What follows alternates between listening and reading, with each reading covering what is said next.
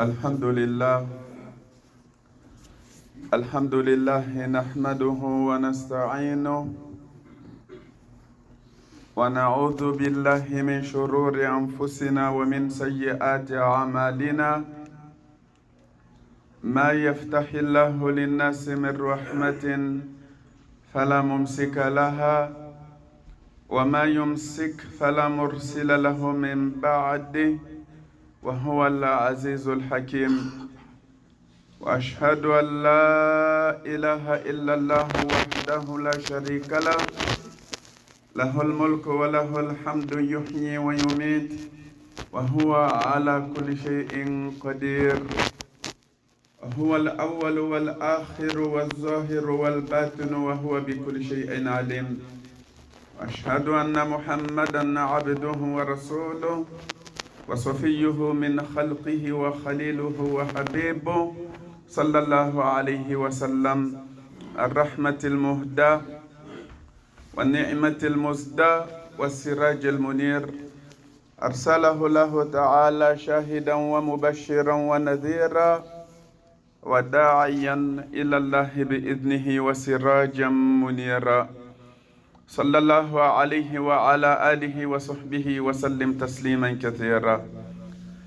يا أيها الذين آمنوا اتقوا الله حق تقاته ولا تموتن إلا وأنتم مسلمون. ومن يتق الله يجعل له مخرجا ويرزقه من حيث لا يحتسب ومن يتوكل على الله فهو حسبه إن الله بالغ أمره قد جعل الله لكل شيء قدرا. عباد الله، يقول الحق تبارك وتعالى: يا أيها الذين آمنوا إذا قمتم إلى الصلاة فاغسلوا وجوهكم وأيديكم إلى المرافق وامسحوا برؤوسكم وأرجلكم إلى الكعبين وإن كنتم جنبا فطهروا وإن كنتم مرضى أو على سفر أو جاء أحد منكم من الغائط أو لامستم النساء فلم تجدوا ماء فتيمموا صعيدا طيبا فامسحوا بوجوهكم وأيديكم منه ما يريد الله ليجعل عليكم من حرج ولكن يريد ليطهركم وليتم نعمته عليكم ولعلكم تشكرون. وقال أيضا تبارك وتعالى: إن الله يحب التوابين ويحب المتطهرين. La louange pour Allah tabaraka wa ta'ala. Mes très chers frères et sœurs en islam, il est pur et n'aime, en fait, n'accepte que ce qui est pur. La pureté fait partie de la foi. En fait, la pureté, c'est la moitié de la foi, comme il a dit, sallallahu alayhi wa sallam. Lorsque le croyant doit entrer en communion avec Allah tabaraka wa ta'ala, il doit se mettre en état de pureté rituelle, mes très chers frères et sœurs en islam. Faire les ablutions. Bien évidemment, il y a des différentes formes, des différents types d'ablutions. On parle des ablutions mineures, al-wudu', le ghusl, la purification majeure lorsqu'on connaît certaines formes d'impureté majeure. Il y a l'ablution à sec aussi, le tayammum. Et bien évidemment, on va glisser, Inch'Allah, un mot sur les ablutions lorsqu'on s'apprête à aller au travail, lorsqu'on est en voyage, et aussi la grande ablution qui doit être faite sur chacun de nous lorsqu'on répondra à l'appel d'Allah tabaraka wa ta'ala.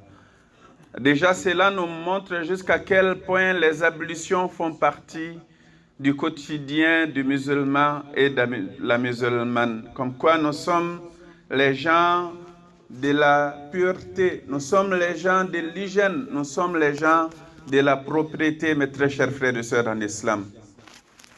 Aujourd'hui, c'est de ce que j'ai entendu la journée internationale du lavage de la main. Ce n'est pas pour cette raison que ce thème a été choisi. Il était déjà choisi, mes très chers frères et sœurs, en islam, mais alhamdulillah, le lavage des mains, c'est par cela que nous commençons les ablutions, mes très chers frères et sœurs, en islam.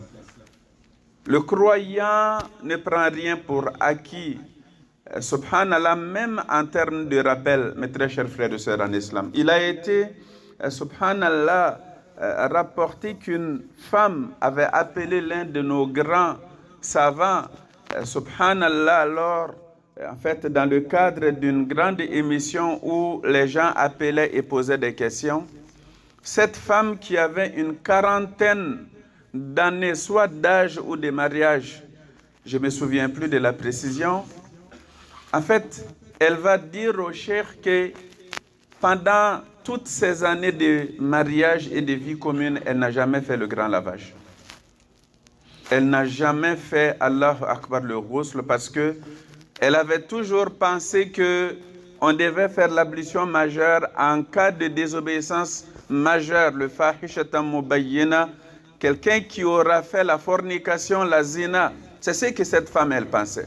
De la communauté, subhanallah. Alors, on n'a rien à prendre pour acquis, même si tous ceux qui sont devant nous, vous êtes déjà purifiés, vous êtes en état de pureté rituelle, mais c'est important quand même de tels thèmes à revenir là-dessus, mes très chers frères et sœurs en islam. Allah tabaraka wa ta'ala, dans le verset de Surat al-Ma'ida qu'on a rappelé, il nous donne les grandes lignes, n'est-ce pas, des ablutions. Il y a des musulmans qui tombent toujours dans ces erreurs. Soit ils vont rejeter du modèle prophétique, ils vont rejeter des hadiths du messager d'Allah sallallahu alayhi wa sallam. Comme ceux qui regardent de tels versets, ils disent que bon, de toute façon, qu'est-ce qui est obligatoire dans les ablutions?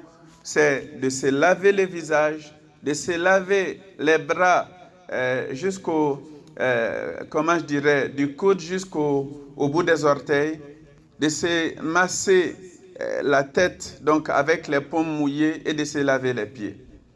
Alors, il y a des gens, malheureusement, qui sont dans de telles logiques-là. Ce qu'on aime rappeler à ces gens-là, c'est que c'est lui qui a reçu cette révélation, alayhi afdalu salatu wassalam. C'est lui qui a commencé les ablutions en se lavant les mains. Disons que tu as les mains sales et que tu veux tout simplement mettre en pratique les obligations des ablutions. Tu dois quand même commencer par le lavage des mains. Eh bien, c'est ce qui inclut la sunna du prophète alayhi salatu wassalam. Et en fait, qu'est-ce qu'il a inclus dedans, sallallahu alayhi wa sallam, et il ne fait rien pour rien.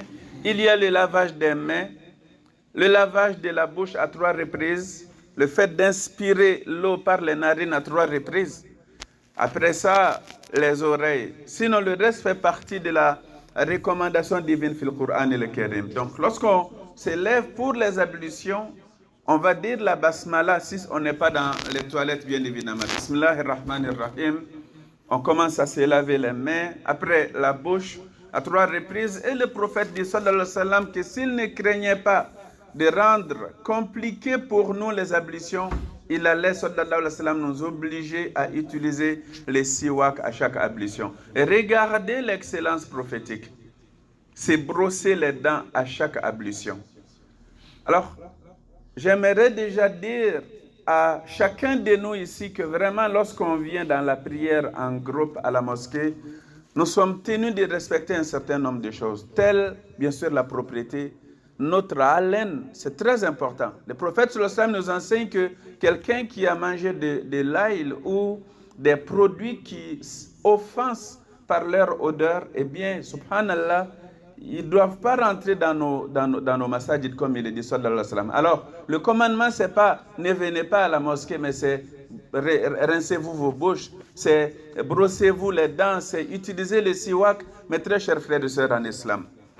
Après, donc, on se lave le nez, le visage, cela fait partie des obligations du coude jusqu'au bout des orteils. Parce que beaucoup de gens arrêtent au niveau du poignet, c'est une très grave erreur dans les ablutions. Quand on lave le bras, ce n'est pas du coude au poignet, c'est jusqu'au bout des orteils, même si on les a déjà lavés en se lavant les mains, mes très chers frères et sœurs en islam. Après, donc, c'est se masser la tête d'avant en arrière, ça c'est farida, et d'arrière en avant, ça c'est sunna du prophète alayhi salatu wassalam.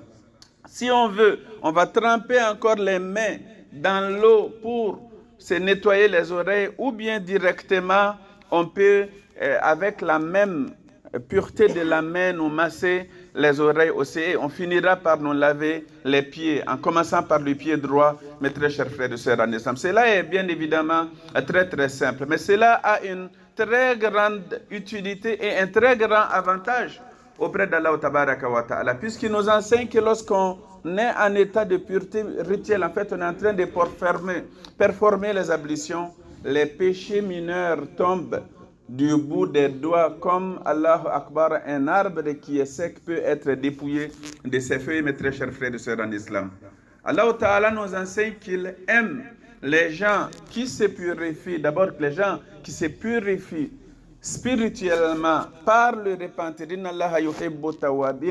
les gens qui se repentent à Allah Ta'ala de tout péché, et il aime les gens qui se purifient corporellement. On doit comprendre, mes très chers frères et sœurs en islam, comme quoi le croyant musulman, il est pur dans son nafs et, subhanallah, dans son corps. Il est intérieurement pur et corporellement pur aussi, mes très chers frères et sœurs en islam. On termine de faire ces ablutions, idéalement, on se dirige en direction de la Qibla avec l'index de la main droite. Ashhadu an la ilaha illallah, j'atteste qu'il n'y a de Dieu qu'Allah, wahdahu la sharika la, il est seul sans associé.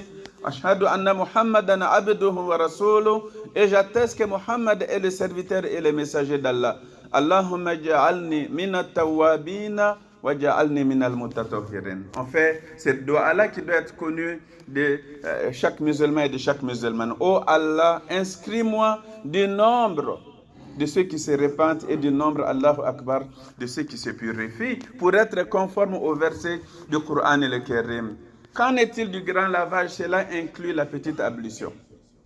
On rentre aux toilettes, on est au cœur de la modernité ici, bien évidemment. On se lave les mains, la partie du corps entre le nombril et les genoux, avant, arrière, partout, on se lave cela. Et bien évidemment, on doit faire le grand lavage. Par exemple, un jeune adolescent qui se réveille, n'est pas marié, ce qu'on appelle un rêve mouillé, subhanallah, ou encore quelqu'un qui a commercé avec son épouse, ou encore, subhanallah, une femme qui a accouché, il y a la période de l'oshi. Donc, dans de telles conditions, on doit faire le grand lavage. Tout comme lorsqu'on vient à la Jumu'ah aussi, ça fait partie de la sunna du prophète sallallahu alayhi wa sallam que de faire le grand lavage. Parfois, des sunnas que beaucoup peuvent négliger ou que ne prennent pas nécessairement le temps de le faire. Si par exemple tu quittes le travail puis tu viens dans de telles conditions, mais déjà le matin, en prenant la douche, prends déjà cette intention. Si tu sais que après le travail, tu ne peux pas faire le grand lavage,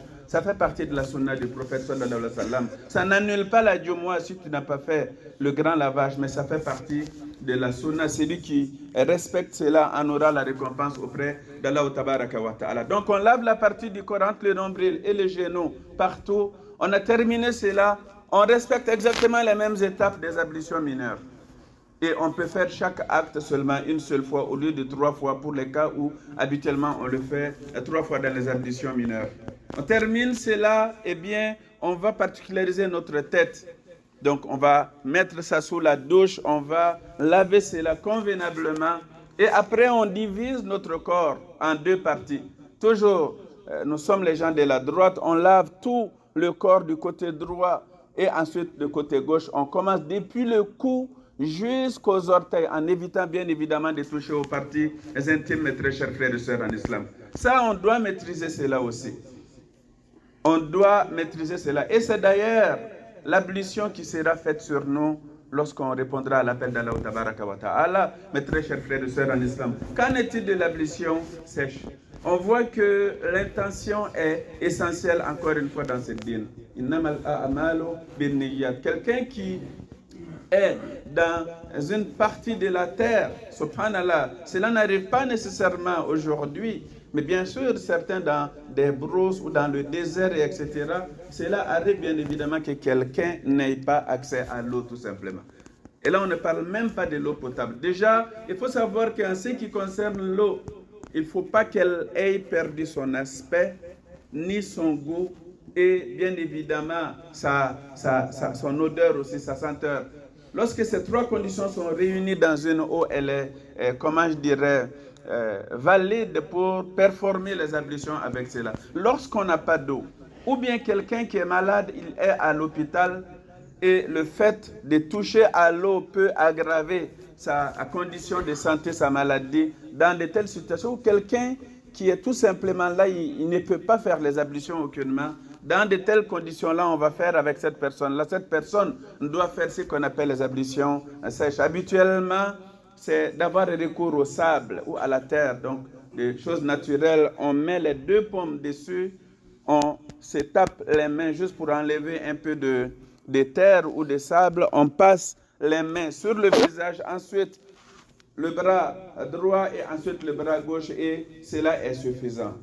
Et il n'y a pas la pensée de mais je ne suis déjà pas peut-être propre, je n'ai pas d'eau pour faire les ablutions, mais en plus de cela, je vais mettre la main sur du sable ou de la terre pour passer sur mon corps. Parce que ce que tu penses n'a pas de place là-dedans. Ali ibn Abi Talib dit que si mon idée ou ma pensée avait une place dans le dîn, eh bien lorsqu'on est appelé à passer les mains sur les chaussures, on allait passer les mains en dessous des chaussures et non par-dessus, parce que c'est en dessous que c'est plus sale. Mais la pensée n'a pas de place là-dedans. Et la fonction purificatrice ici de la terre pour nous purifier, afin de nous apprêter pour faire Allahu Akbar, la prière, c'est Allah Ta'ala qui a donné cette qualité et cette fonction à la terre, mes très chers frères et sœurs en islam. Et on doit accepter le din de cette façon-là. À un moment donné, c'est Qala Allah, Allah Ta'ala a dit Qala Rasul, le messager d'Allah a dit, et je ne sais pas. C'est ça le din. J'accepte. Nous acceptons et nous obéissons tout simplement, mes très chers frères et sœurs en islam. أقول قولي هذا وأستغفر الله لي ولكم ولسائر المسلمين من كل ذنب فاستغفروه إنه هو الغفور الرحيم.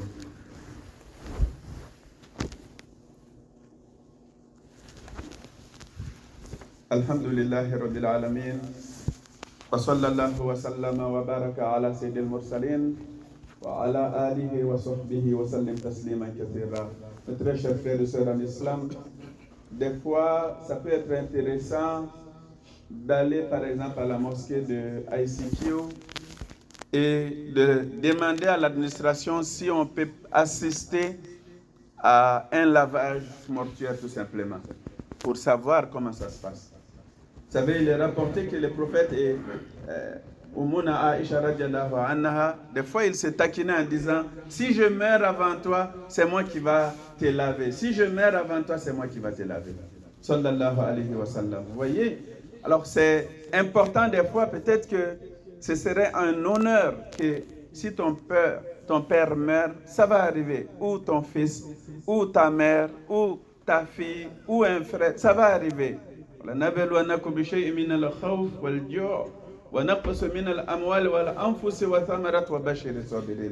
On perdra des êtres chers, ou sinon il y a des êtres chers qui vont nous perdre. Ça, c'est la sunna de la vie, ça s'appelle la mort tout simplement. Alors ça peut être intéressant que l'on participe dans le lavage, Allahu Akbar, d'un être cher. Ou encore, ici on n'a pas nécessairement cette opportunité-là, on va être présent, on va être le premier à Laval par exemple, à mettre la terre, mais dans nos pays par exemple, c'est toi-même qui vas descendre dans la tombe et tu vas prendre, on va te donner peut-être au fils, le corps de l'air de fin père pour Allahu Akbar enfouir dans la tombe, mes très chers frères et sœurs en islam. Mais déjà, le fait de pouvoir participer à cela, c'est une formation qu'il faut avoir et c'est un rappel. Tout comme le fait d'aller souvent au cimetière, non pas parce qu'il y a une cérémonie funéraire, non pas parce que quelqu'un est décédé, mais juste pour aller méditer sur soi-même, le fait que nous allons quitter cette terre, mes très chers frères et sœurs en islam. Bref, la pureté est essentielle dans le din. Et par extension, lorsqu'on parle de propriété, on doit parler aussi de bonne senteur, parce que le prophète, il aimait le parfum, sallallahu alayhi wa sallam. Des fois, dans n'importe quelle mosquée, cela peut arriver, les frères peuvent être dérangés ou les sœurs par l'odeur de quelqu'un. Il faut qu'on fasse attention à cela. Tout comme quand on descend, même là, aux toilettes en bas, l'état doit être nickel. L'état des toilettes, ça doit être nickel. On doit entretenir ces toilettes comme on entretient, Allahu Akbar, nos toilettes à la maison, à condition que nos toilettes à la maison soient bien entretenues aussi. Les mosquées sont les maisons d'Allah Tabaraka wa Ta'ala. Des fois, quand tu rentres aux toilettes, tu te dis, mais le frère qui a laissé la toilette dans cet état-là, il a fait quelle ablution? Ce n'est pas normal que, subhanallah, on s'arrête puis qu'on fasse l'urine, mes très chers frères et sœurs en islam. Dans la charia, cela n'est pas interdit, mais cela a des risques. Tu le fais à terre, peut-être que des gouttes d'urine peuvent toucher à tes pieds. Ça peut toucher, je ne sais pas, à tes pantalons. Ou tu t'arrêtes devant le bol de toilette, tu arroses, subhanallah, là où les gens s'assoient. Et après tu sors comme ça, tu ne nettoies pas. Le croyant ne doit pas se comporter de la sorte. On est les gens de la propriété, on est les gens de l'hygiène. Les autres doivent prendre l'exemple sur nous, mes très chers frères et sœurs en islam. On a vu au niveau de la Covid, le lavage des mains, etc. Tout qu'on peut on peut le voir dans les hôpitaux, dans les bus, dans les métros, etc. Mais le lavage des mains, c'est islamique. On commence les ablutions par cela. Avant qu'on mange, on prend aussi, Allahu Akbar, cette habitude de laver les mains.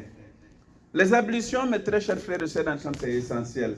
Ça nous purifie, ça nous débarrasse, Allahu Akbar, des CIA. Ça nous apprête à rentrer en communion avec Allah Tabaraka wa Ta'ala. Prenez l'habitude d'être toujours en état d'ablution.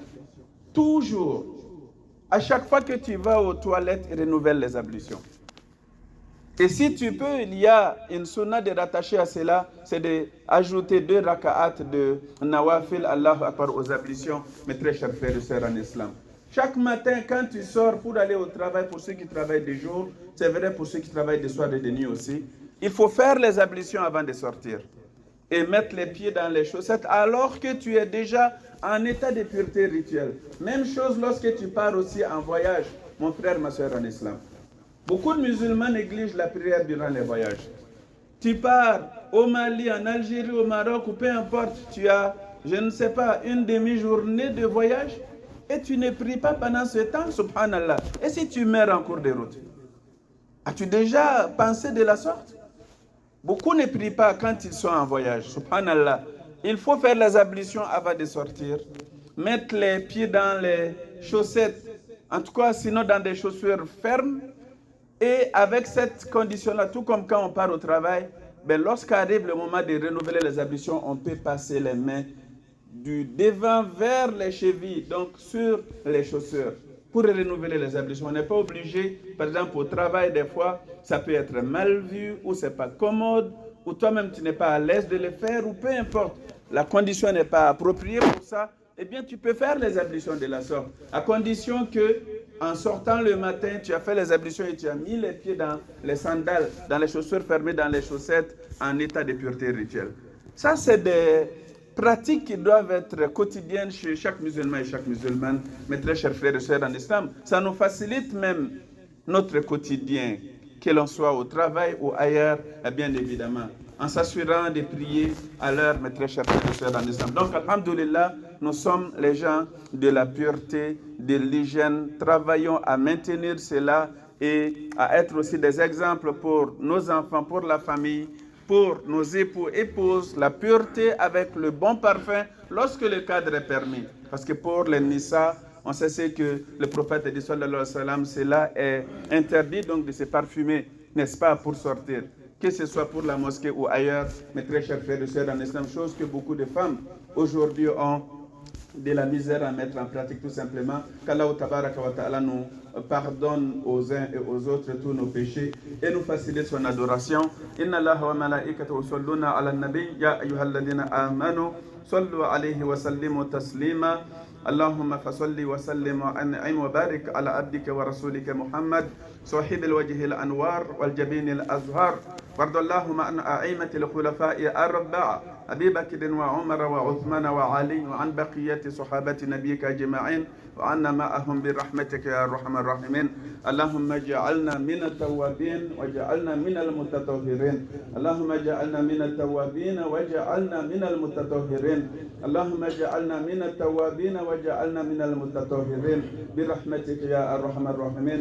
اللهم اصلح لنا ديننا الذي هو عصمة امرنا، واصلح لنا دنيانا التي فيها معاشنا، واصلح لنا اخرتنا التي اليها معادنا، واجعل الحياة زيادة لنا في كل خير والموت راحة لنا من كل شر، واجرنا اللهم من خزي الدنيا وعذاب الاخرة يا رب العالمين.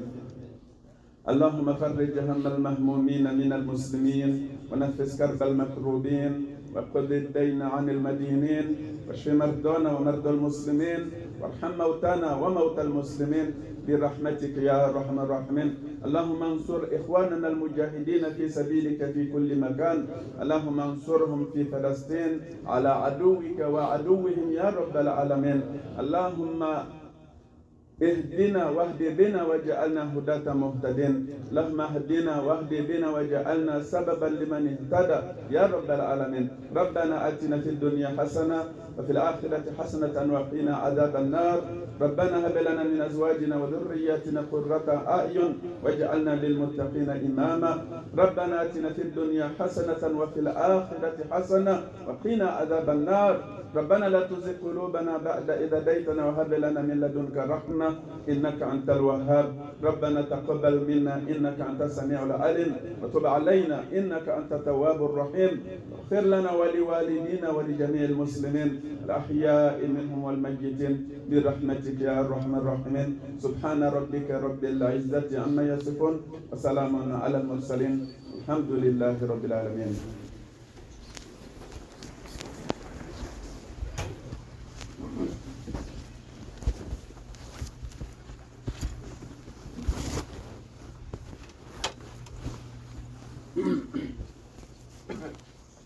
الله أكبر الله أكبر.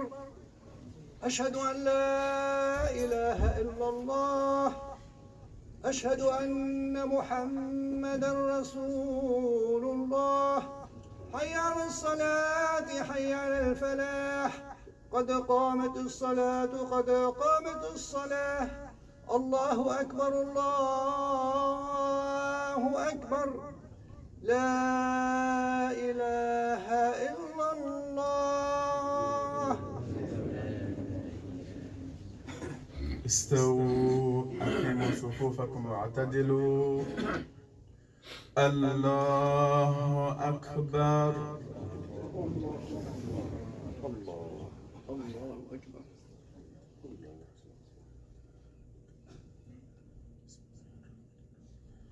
الحمد لله رب العالمين الرحمن الرحيم مالك يوم الدين.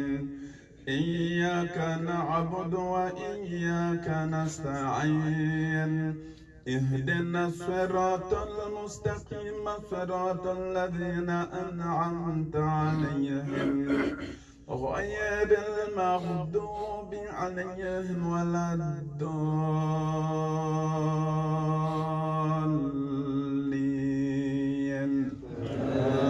آمين. القارعة ما القارعة وما أدراك ما القارعة. يوم يكون الناس كالفراش المبثوث وتكون الجبال كالعهن المنفوش فأما من ثقلت موازينه فهو في عيشة راضية وأما من خفت موازينه فأمه هاوية وما أدراك ما هي نار حامية. الله أكبر.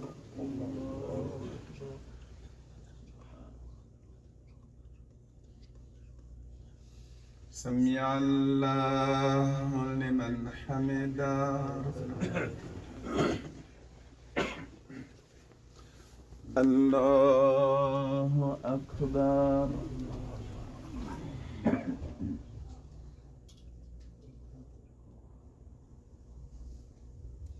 الله أكبر.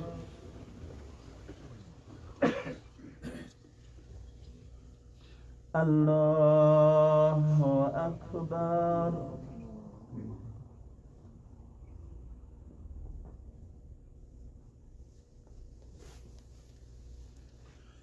الله أكبر. بسم الله الرحمن الرحيم. الحمد لله رب العالمين الرحمن الرحيم مالك يوم الدين إياك نعبد وإياك نستعين اهدنا الصراط المستقيم صراط الذين أنعمت عليهم غير المغضوب عليهم ولا الضالين.